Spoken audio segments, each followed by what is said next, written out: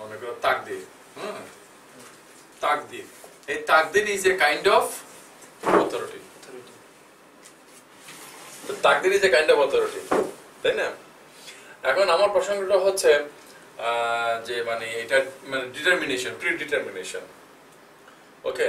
And predetermination না হয় যদি ফুল ফ্রিডম হয় কেমন হবে? আসলে এটা সম্ভব না। এটা ফিজিক্যালি, মেটেরিয়ালি, লজিক্যালি, হোয়াটএভার আমরা বলি, ন্যাচারালি এটা ইম্পসিবল। তো সেটা যেটা সব বিষয়ে ইম্পসিবল, সেটা আমি রিলিজিয়ন অথবা কনসেপ্ট অফ তাওহীদের ক্ষেত্রে কেন ক্লেম করব? তাহলে আমি কোনো না কোনো ভাবে ডিফাইন্ড। হ্যাঁ, আমি যে কথাটা বলতেছি এটা আমার ভোকাল কর্ড ইউজ করছি, আমার ফিজিক্যাল ক্যাপাসিটি ইউজ করছি, রুমের টেম্পারেচার কন্ডিশন, বহু প্রায়র ফিক্সড জিনিস প্রপারলি ফাংশন করার কারণে আমি এই কথা বলতে পারছি।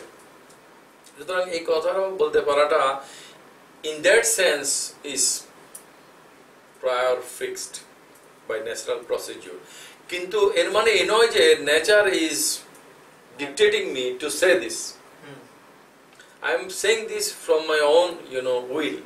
এখন ওখানে sheer or radical materialist or functionalist বা behaviorist বলতে পারো in a sense, সে বলবে যে তুমি যে কথাটা বলছো সেটা তোমার ব্রেইনের মধ্যে some kind of electromagnetic chemical একটা procedural ব্যাপার হচ্ছে, যার কারণে একটা হরমোনাল একটা কাজ করছে, যেটা কারণে তুমি সেটা বলছো।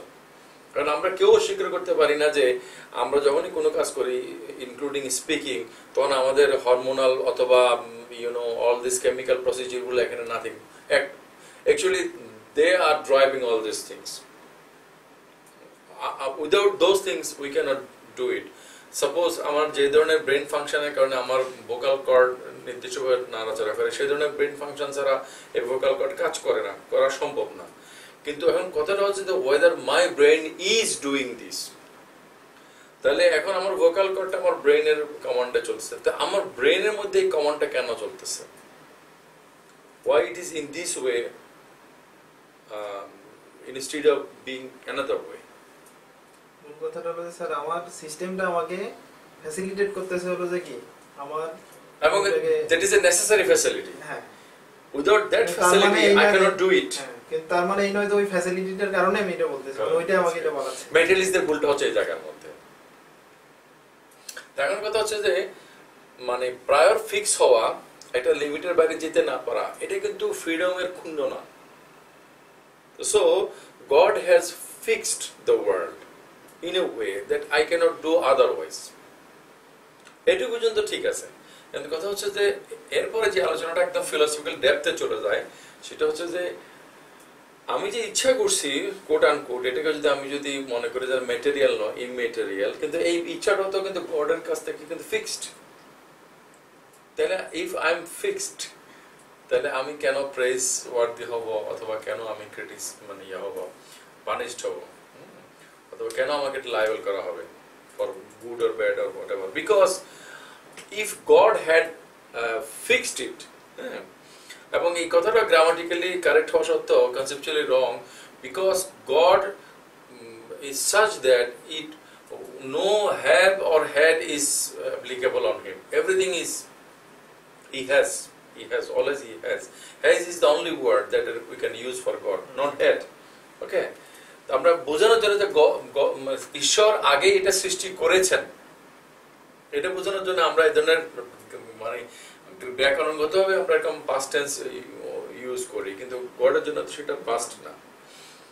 তাহলে এখানে পাস্ট প্রেজেন্ট ফিউচার কোনো নাই, টাইমের এই সিরিয়ালটা আমাদের জন্য প্রযোজ্য। তাহলে গড এই যে আগে থেকে এগুলো ফিক্স করলেন, আমার পক্ষে ওই ফিক্স বা কারো পক্ষে তো সেটা উল্টানো বা সেটার বাইরে যাওয়া সম্ভব না।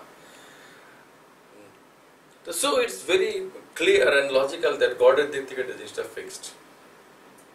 এটা কিন্তু আমাদের দিক থেকে জিনিসটা ফিক্সড কিনা, আমাদের দিক থেকে আমাদের, তার মানে হচ্ছে আসলে there is no freedom of choice but we have an illusion of freedom of choice।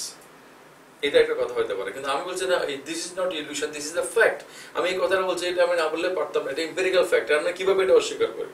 বলছি না গডের দিক থেকে ফিক্সড। ওয়েল, সেই জন্যই আলোচনাটা আসবে মানে নেক্সট ফেজে, এই আলোচনাটা থার্ড ফেজে হচ্ছে যে god is such an entity there is no scope, no necessity for God to fix something, because if you say that I fix it or he has fixed it, তার মানে it was prior unfixed. গডের ক্ষেত্রে সেটাও তো প্রযোজ্য না। সুতরাং গডের ক্ষেত্রে বিষয়টা আসলে কি, সেটা টোটালি আমাদের ক্যাপাসিটির বাইরে। গডের সাথে আমাদের only logical relation is that he is the master, we are the slave. So he has the scale, he is all good, because and আমার দৃষ্টিতে গড তো অল গুড না, যে মনে করো বিধবাটা ছেলেটা মারা গেল, যে নির্দোষ লোকটা শাস্তি পাইল, এভাবে অনেক ধরনের natural calamities and social injustice ঘটে যেগুলো গডের পাওয়ার দিয়ে ঘটে, in God hypothesis, according to God hypothesis আমরা তো মনে করি। তাহলে that God is not a just God for us. কিন্তু এখন কথা হচ্ছে যে আমরা বলছি আমরা ইনকমপ্লিট, আমরা লিমিটেড, আমরা ইমপারফেক্ট, আমরা পার্টিকুলার। তাহলে এন্টিটি হিসাবে আমরা হচ্ছে যে ইমপারফেক্ট, আর গড হচ্ছে পারফেক্ট। আমরাই বলতেছি কিন্তু, তাই না? According to God hypothesis god is perfect. আমরা হচ্ছে ইনকমপ্লিট, গড হচ্ছে কমপ্লিট, তাই না? আমরা হচ্ছে যে লোকাল, গড হচ্ছে ইউনিভার্সাল। তাহলে দেখা যাচ্ছে দুটো তো ক্যাটাগরিক্যালি ভিন্ন জিনিস। তাহলে এই এন্টিটির way of understanding the scale of justice, principles of good and bad, how could be possible applicable on this one? যদি এটা করা হয় তাহলে তো ইসলাম at least গডকে যেভাবে বলে যে এটার কোনো কম্পারিজন নাই, এটার কোনো তুলনা নাই, কুফুয়ান আহাদ, কোনো কিছু এটার মতো না।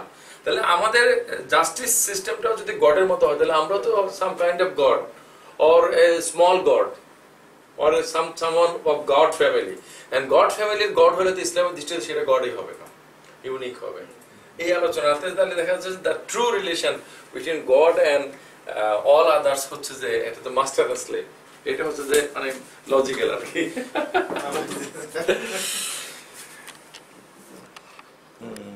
রেকর্ডিং